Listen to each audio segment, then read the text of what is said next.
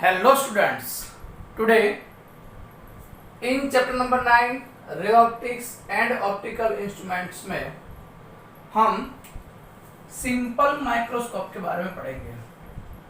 Simple microscope. अब simple microscope में आपको क्या करना है उसकी बात मैं कर दूं आपको कि जनरली हम सिंपल माइक्रोस्कोप वाली जो थियरी है उसमें हम मैग्निफिकेशन का फॉर्मूला जो है वो डिराइव करेंगे। तो हम पहले सिंपल माइक्रोस्कोप क्या है उसके बारे में समझ लेते हैं और उसके बाद उसका जो डेरिवेशन है मैग्निफिकेशन का वो कैसे करना है उसके डिस्कस करते हैं। तो ये जो टॉपिक है वो बहुत ही इम्पोर्टेंट है, तो उसको समझने के लिए आपको ये पूरा वीडियो जो है वो ध्यान से देखना पड़ेगा।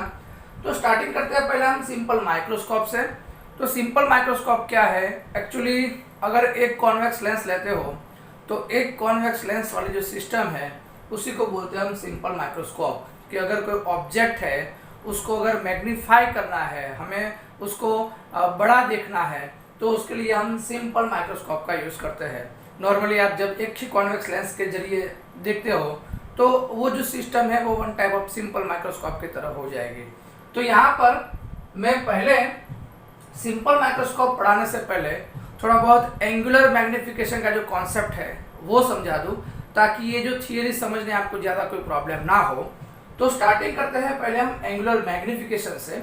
बट एंगुलर मैग्निफिकेशन समझने से पहले एक मैं छोटा सा एग्जाम्पल देता हूँ और उसके जरिए आपको पहले एंगुलर मैग्निफिकेशन समझाता हूँ और उसके बाद हम ये जो सिंपल माइक्रोस्कोप का जो मैग्निफिकेशन है उसका जो डेरिवेशन है उस पर जाएंगे। तो हम पहले ये जो मैग्निफिकेशन है एंगुलर मैग्निफिकेशन वो समझ लेते हैं। तो यहाँ पर समझो कि मान लो कि मैंने एक ऑब्जेक्ट लिया है, सपोज ये छोटा सा ऑब्जेक्ट है, क्लियर।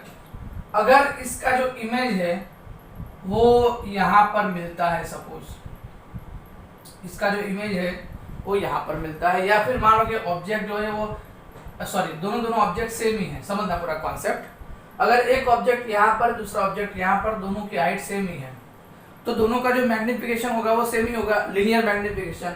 कि इसका जो हाइट है यही इसका हाइट है, मतलब दोनों का कोई ना ये बड़ा है ना ये बड़ा है, मतलब दोनों का मैग्निफिकेशन जो होगा वो सेम ही होगा, लेकिन वो लीनियर मैग्निफिकेशन सेम होगा। लेकिन अगर एंगुलर मैग्निफिकेशन की बात करें तो अगर हम यहाँ से देखते हैं, सपोज अगर हम यहाँ से देखते हैं तो क्या होगा कि ये जो एंगल बनेगा उसको मैं नाम देता हूँ अल्फा। सपोज ये जो एंगल बनेगा वो जो उसको नाम देता हूँ मैं अल्फा। अगर हम यहाँ से इस ऑब्जेक्ट को देखते हैं तो आप यहाँ से समझो कि ये जो एंगल बनेगा उसको मैं नाम देता हूँ बीटा, क्लियर। अगर आपको फिगर थोड़ी बहुत अच्छे से नहीं दिखती है तो मैं फिर से एक बार ड्रॉ करता हूँ, समझना पूरा कॉन्सेप्ट। यहाँ पर मान लो कि एक ऑब्जेक्ट ने लिया है, एक थोड़ा बड़ा सा ऑब्जेक्ट लेते हैं, वही ऑब्जेक्ट मतलब उतनी साइज का दूसरा ऑब्जेक्ट में रखता हूँ। अगर हम यहाँ से ऑब्जर्व करते हैं इस पॉइंट से, सपोज यहाँ पर आई है, तो ये जो ऑब्जेक्ट होगा वो हमें बड़ा दिखेगा और ये छोटा दिखेगा, भले ही दोनों सेम साइज के फिर भी, क्योंकि अब समझो कि यहाँ पर ये एंगल जो हुआ सबटेंड हुआ वो अल्फा है। अगर ये एंगल की बात करें हम तो ये जो एंगल है वो कितना हुआ, बीटा हुआ। तो आप देख सकते हो कि अल्फा जो है वो बड़ा है क्योंकि ये है और बीटा जो है वो छोटा है। मतलब अगर हम इसके मैग्निफिकेशन की बात करें, एंगुलर मैग्निफिकेशन की बात करें, तो ये ऑब्जेक्ट हमें इससे छोटा दिखेगा, भले ही दोनों सेम साइज के हैं, लेकिन यहाँ पर ये ऑब्जेक्ट आई के नजदीक में है और ये ऑब्जेक्ट आई से दूर है। उसकी वजह से ये जो ऑब्जेक्ट होगा वो हमें बड़ा दिखेगा, ये ऑब्जेक्ट जो है वो हमें छोटा दिखेगा, बिकॉज ऑफ एंगुलर मैग्निफिकेशन के डिफरेंस की वजह से, because of difference between angular magnification. तो यहाँ पर आप देख सकते हो कि अल्फा जो है वो फर्स्ट का एंगुलर मैग्निफिकेशन है वो ज्यादा है, मतलब अल्फा ज्यादा है, तो उसकी वजह से ये ऑब्जेक्ट जो है वो हमें बड़ा दिखता है। यहाँ पर आप बीटा देख सकते हो कि कंपेयर टू अल्फा वो जो बीटा है वो छोटा है, तो ये जो ऑब्जेक्ट होगा हमें छोटा दिखेगा, भले ही दोनों की साइज एक्चुअल में सेम है, लीनियर मैग्निफिकेशन दोनों का सेम है, लेकिन अगर एंगुलर मैग्नीफिकेशन की बात करें तो वो दोनों अलग अलग हमें दिखते हैं। तो यहाँ पर अगर हम एंगुलर मैग्नीफिकेशन की बात करें तो एंगुलर मैग्नीफिकेशन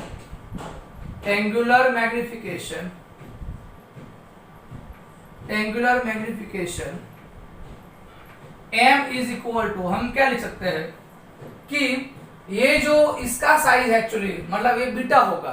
क्लियर कि angle sustained by the image या फिर ये जो ऑब्जेक्ट है उसकी बात करें तो उसका एंगल कितना है beta. Angle sustained by this object तो वो कितना है अल्फा। तो इसके रिस्पेक्ट में इसका मैग्नीफिकेशन कितना हुआ तो बीटा अपॉन अल्फा। समझ में आ रहा है पूरा। अगर ये बीटा अल्फा अगर बहुत ही छोटा है तो हम यहाँ पर बीटा की जगह tan बीटा एंड अल्फा की जगह tan अल्फा जो है वो लिख सकते हैं।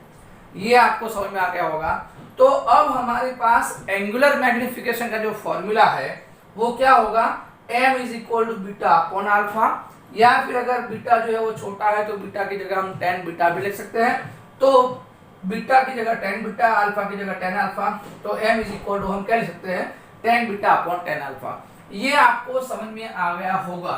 तो अब हम आगे स्टार्ट करते हैं।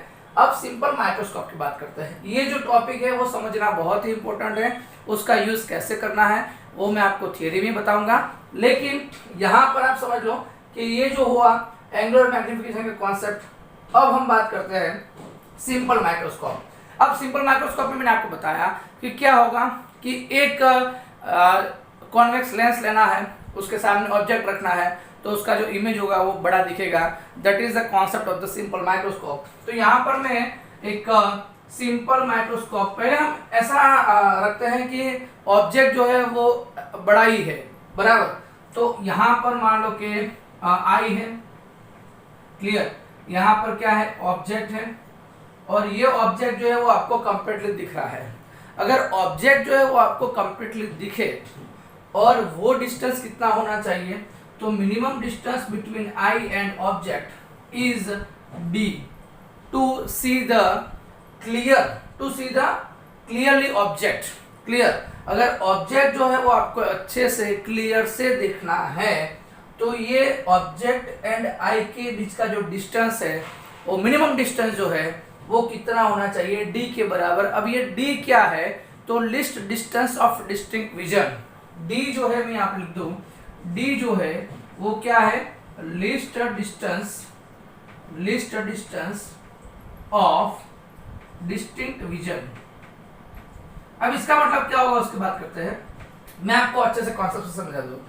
तो यहाँ पर अगर d की बात करें तो list distance of distinct vision मतलब अगर आप मान लो कि ये हाथ मैंने यहाँ पर रखा है तो मुझे ये कंप्लीटली दिख रहा है, लेकिन जैसे ही मैं नज़दीक में ले जाता हूँ या फिर आपके पास बुक है तो जो राइटिंग पार्ट है वो आपको अच्छे से विदाउट स्ट्रेस, आँख में अगर स्ट्रेस ना हो ऐसे आपको देखना है तो थोड़ा बहुत वो आई और ये जो बुक है उसके बीच में डिस्टेंस रखना पड़े ताकि आपको इजीली आप वो पढ़ सको और आँख में स्ट्रेस भी ना आए। तो उसके लिए ये जो डिस्टेंस है आई एंड जो ऑब्जेक्ट है या फिर राइटिंग पार्ट है उसके बीच का जो डिस्टेंस है वो कितना रखना है तो वो मिनिमम डिस्टेंस जो है उसी को बोलते हैं हम list distance of distinct vision. अगर आप बहुत ही नज़दीक में ले जाते हो तो आपको ये जो राइटिंग पार्ट है वो ब्लर हुआ ऐसा नज़र में आ जाएगा, वो अच्छे से दिखेगा नहीं और जो आई है उसको भी ज़्यादा स्ट्रेस रहेगा।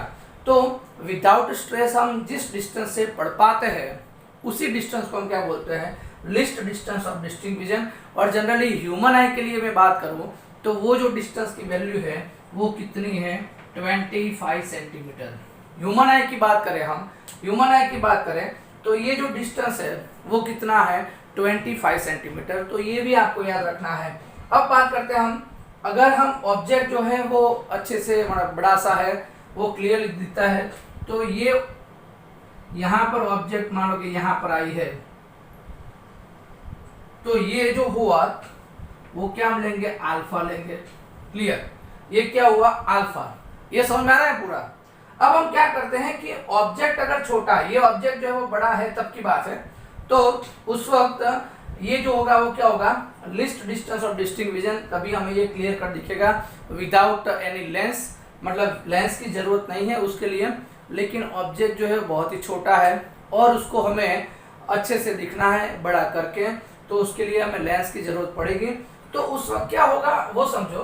तो यहाँ पर मैं अब लेंस वाला कॉन्सेप्ट ड्रॉ करता हूँ कि मान लो कि यहाँ पर मैंने लेंस बना दिया, यहाँ पर आई है, यहाँ पर एक्चुअली ऑब्जेक्ट है, यहाँ पर क्या है ऑब्जेक्ट है, ये छोटा सा ऑब्जेक्ट है। सपोज अगर ये ऑब्जेक्ट को आपको बड़ा करके देखना है तो उसकी इमेज मान लो कि, और ये ऑब्जेक्ट कहाँ पर रखना पड़ेगा। मेन थिंग ये है, कॉन्वेक्स लेंस वाला मैंने आपको वीडियो बना कर दिया था, सॉरी लेंस का जो वीडियो बना कर दिया था उसमें मैंने आपको क्लियर कट बताया हुआ है कि कॉन्वेक्स लेंस में आपको वर्चुअल एंड इरेक्ट इमेज एक ही टाइम पर मिलेगी जब ऑब्जेक्ट जो है वो focal length and optic centre के बीच में है। तब मान लो कि ये फोकस है, ये मान लो कि ऑप्टिक सेंटर है, और optic centre and focal length के बीच में ही अगर आप ऑब्जेक्ट रखते हो तभी ना तभी आपको virtual erect and magnified image मिलेगी। तो वही कॉन्सेप्ट को याद करते हुए हम ऑब्जेक्ट जो है वो कहाँ पर रखेंगे, बिटवीन एफ एंड ओ, तो इसकी इमेज जो है वो लेफ्ट साइड ही मिलेगी। वर्चुअल एंड इरेक्ट है तो लेंस में लेफ्ट साइड मिलेगा, रियल एंड इन्वर्टेड है तो लेंस में कहाँ पर मिलेगा, राइट साइड मिलेगा। तो यहाँ पर इसकी जो इमेज है वो एक्चुअली यहाँ पर मिलेगी। लेकिन इमेज कैसे मिलेगी मैं आपको ड्रॉ करके बताता हूँ। तो हम क्या करते हैं, जनरली रे डायग्राम वाला कॉन्सेप्ट मैंने आपको बताया हुआ है। तो ये जो अगर ऐसे हम सीधा ले लेंगे तो वो कहाँ से पास होगा, फोकस में से पास होगा आफ्टर द रिफ्रैक्शन, तो ये फोकस में से पास हुआ, क्लियर। तो ये ऐसे जाएगा। दूसरा ऑप्टिक सेंटर में से पास होता है तो वो सीधे सीधा जाता है, मतलब ऐसे दोनों रे गए, दोनों एक दूसरे से कभी मिलेंगे नहीं, लेकिन अगर उनको मीट करवाना है तो हमें एक्सटेंड करना पड़ेगा। तो ऐसे हमने एक्सटेंड कर दिया, तो ये जो पॉइंट है वहां पर हमें क्या मिला, इमेज मिला। तो ये जो है वो एक्चुअली ऑब्जेक्ट है, ये जो है वो क्या है, इमेज है। अब समझो ये जो यहाँ पर, यहाँ से आप देखते हो ऐसा मानकर चलते हैं, तो ये जो हुआ वो क्या हो जाएगा, बीटा हो जाएगा। ये जो हुआ ये क्या हुआ, एंगुलर मैग्निफिकेशन के हिसाब से ये क्या हो जाएगा, बीटा। मैंने आगे आपको समझाया उसी तरह ये बीटा हो गया, क्लियर। तो अब ध्यान से समझो कि ये जो होगा वो कितना होना चाहिए, हमें इमेज इस तरह मिलनी चाहिए ताकि हमें वो इमेज अच्छे से दिखे। और इमेज अच्छे से दिखे उसके लिए मैंने आपको आगे भी बताया कि मिनिमम डिस्टेंस जो है वो किसके बराबर होना चाहिए, डी के बराबर होना चाहिए। तो ये जो होगा वो डी के बराबर होगा, मतलब इमेज डिस्टेंस जो होगा वो डी के बराबर होगा, और ये जो है वो हम यू लिख सकते हैं, क्लियर। ये जो है वो हम क्या लिख सकते हैं, यू लिख सकते हैं। अब हम आगे देखें, क्योंकि हमेशा आप जब सिंपल माइक्रोस्कोप की बात करते हो तो जनरली हम क्या लेंगे, इमेज डिस्टेंस जो होगा वो किसके बराबर लेंगे, हम list distance of distinct vision. क्योंकि हमें इमेज जो अगर क्लियर कट दिखती है, मतलब वो जो डिस्टेंस होगा वो किसके बराबर होगा, डी के बराबर होगा, तभी हमें वो इमेज जो है वो अच्छे से दिखेगी। और उसके लिए ये जो इमेज डिस्टेंस है वो हम किसके बराबर लेंगे, डी के बराबर लेंगे। अब समझो ये जो फिगर है वो आपको अच्छे से दिख रही है। अब यहाँ पर आप देखो तो tan बीटा की बात करें, tan बीटा, ये जो ट्रायंगल आपको दिख रहा है ये, तो उसमें tan बीटा बराबर क्या होगा कि ऑब्जेक्ट की हाइट, मतलब ये जो वर्टिकल पार्ट है वो ऑब्जेक्ट की हाइट है, मतलब HO लिख सकते हो, और हॉरिजॉन्टल क्या है, एक्चुअली U है, तो HO अपॉन U लिख सकते हो tan बीटा के बराबर। तो इसको नंबर 1 दे देते हैं। अगर हम इस फिगर की बात करें तो ये भी क्या है, HO ही है एक्चुअली, क्लियर। तो उसमें tan अल्फा बराबर क्या लिख सकते हैं, from this tan alpha is equal to HO divided by D। अगर इसको नंबर 2 देते हैं तो इसको नंबर 3 दे देते हैं। समझ में आ रहा है पूरा।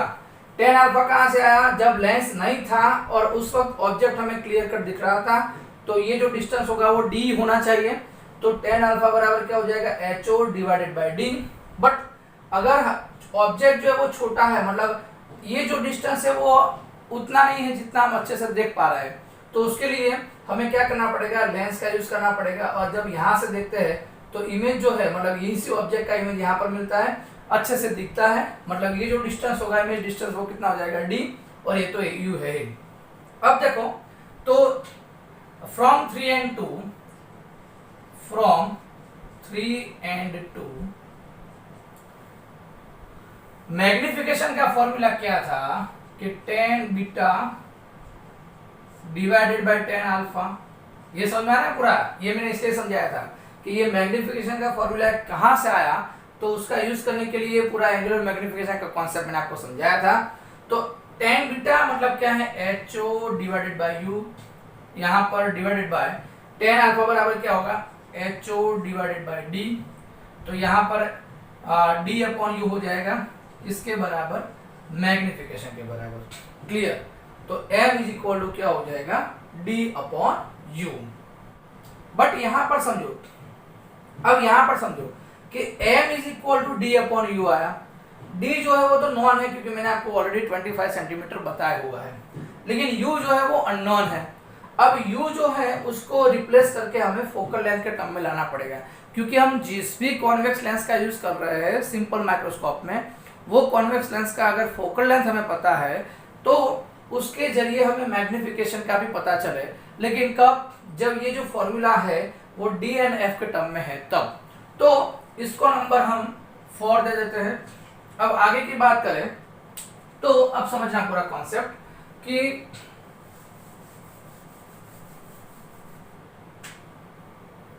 लेंस फॉर्मूला क्या है। According to lens formula, according to lens formula, -1 upon U plus 1 upon V is equal to 1 upon F। ये फॉर्मूला हमें पता है। अब यहां पर क्या करेंगे, समझना पूरा कॉन्सेप्ट। ये जो फिगर है ये क्या है, इमेज डिस्टेंस, और इस साइड मिलता है मतलब नेगेटिव लेंगे, तो V बराबर हम क्या लेंगे, -D। क्लियर? U जो है वो भी नेगेटिव लेंगे, तो U तो वैसे नेगेटिव लेना ही है हमें, तो U बराबर -U लिख सकते हो। और F जो है वो तो कॉन्वेक्स लेंस है, तो वो क्या लेंगे, हम पॉजिटिव लेंगे। तो अब समझो, तो -1 upon -U plus 1 upon V की जगह -D is equal to 1 upon F। यहाँ पर माइनस माइनस कैंसिल हो जाएगा। क्लियर?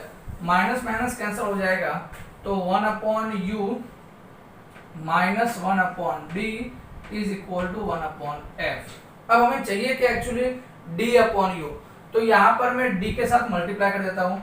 तो बोथ साइड अगर D के साथ मल्टीप्लाई करते हैं तो यहाँ पर क्या जाएगा, D अपॉन U, यहाँ पर D बाई D मतलब 1, यहाँ पर क्या जाएगा, D upon F। Clear? But D upon U from 4 हम क्या लिख सकते हैं, M, तो M minus 1 is equal to D upon F। So M is equal to क्या आ जाएगा, D अपॉन F प्लस 1। तो यही जो फॉर्मूला है वो किसका है, सिंपल माइक्रोस्कोप के मैग्निफिकेशन का। तो अगर सिंपल माइक्रोस्कोप का मैग्निफिकेशन आपको पूछते हैं, उसका डेरिवेशन पूछते हैं, तो यहां तक आपको लिखना है, और ये फॉर्मूला क्या हो जाएगा, M is equal to D upon F plus 1।